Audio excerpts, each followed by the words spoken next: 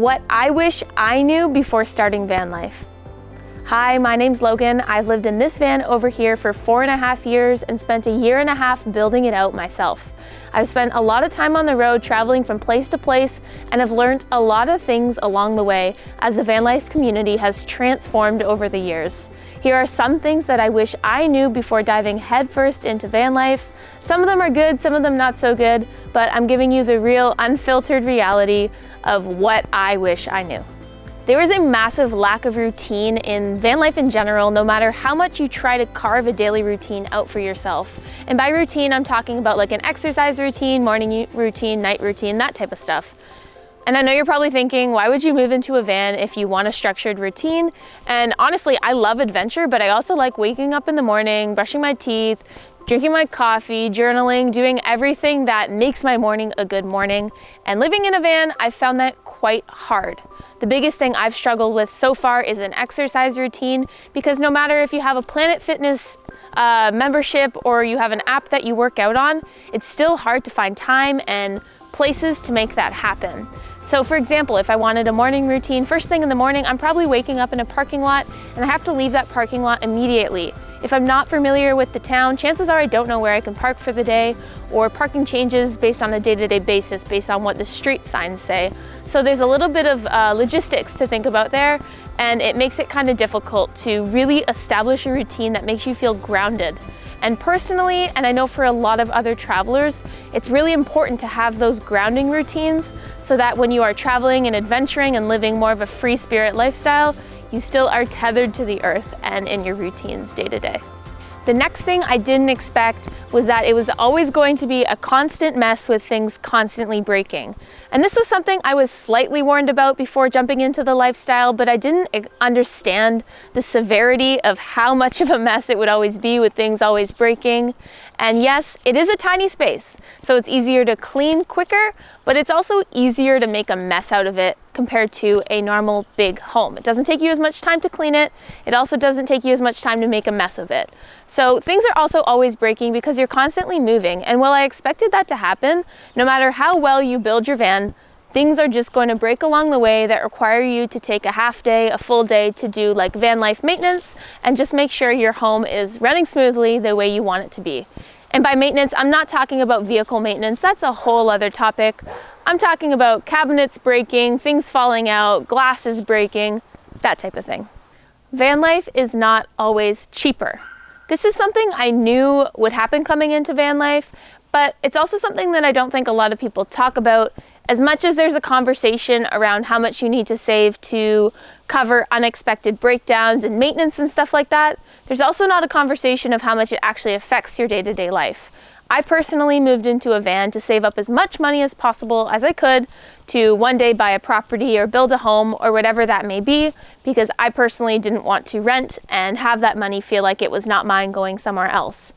However, I didn't expect that I would have to have like a really big security net, I guess the word would be, for things that happen on the road. This van has never broken down on us. However, it does cost money to maintain it. It's not free, of course. So it's not always cheaper than living in a home. Sometimes there are big unexpected like $5,000 bills that come up, and sometimes it's a cheaper month. Another thing a lot of people don't talk about in the cost aspect of how van life isn't always cheaper is that groceries go bad a lot faster when living in a van. Personally, I noticed this and it was something I was kind of blown away by. Things in chest fridges, I'm not sure about front opening fridges. Things in chest fridges go bad a lot faster than they would in a normal house fridge. I think it's because of condensation, but I notice us going through food and like, we bought this 2 days ago, how is this bad already? That type of thing happens a lot, which is a small expense, but over a month, over a year, over 4.5 years in a van, we notice it and it does add up. No matter how long you've been on the road, this is something that is being talked about more and more, but there's always a feeling, at least for me, even living with a partner and a dog in the van, there is always a feeling of being on guard, especially when going to new places. As much as I am very open to people and I want to talk to people and like live life trusting that no trouble will come my way, I also am on guard about where I'm parking, what it looks like around, and this is something that becomes exhausting after a while of doing it. no matter how accustomed you are to it, it's weird to have it to be second nature, to make sure all your doors are super locked like 5 times and that nothing's sitting out that people could grab and all that stuff. It's a toll on your energy that kind of gets pulled away from the enjoyment of traveling. And that's personally what I've noticed, especially with more robberies and burglaries happening to people who live in vans.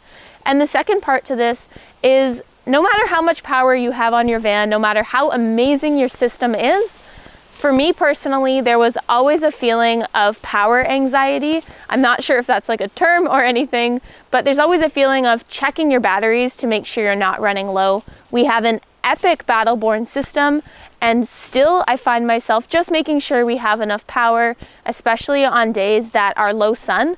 And this is another thing that takes a toll on your energy and your mental health when you're always monitoring your situation and making sure you have enough power to thrive for the next upcoming days. I know that those last couple points that I shared about what I didn't expect about living in a van were probably a little bit negative. However, I was just trying to be as transparent as possible with you about my personal experience. But these next points are positive, I promise. First up, I didn't expect living in a van it would be super easy to make money, but I came into the van life and opened my eyes and just opened my horizons, and money came to me and jobs came to me where I didn't expect them to happen.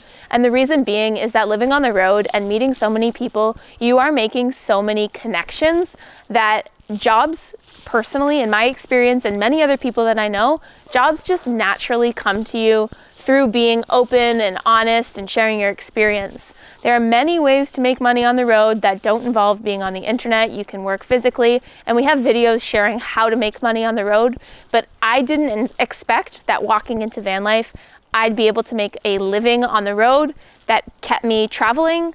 However, it happened easier than I could have ever imagined, and that was through the power of connection. Another thing that I didn't expect living in a van was how much it would change me to be a better person and a more open person. I went into van life quite shy, and through meeting a bunch of people, I've opened myself up to the world, and it has transformed me for the better, and I'm sure that 99% of people who have lived in a van can share the same testament.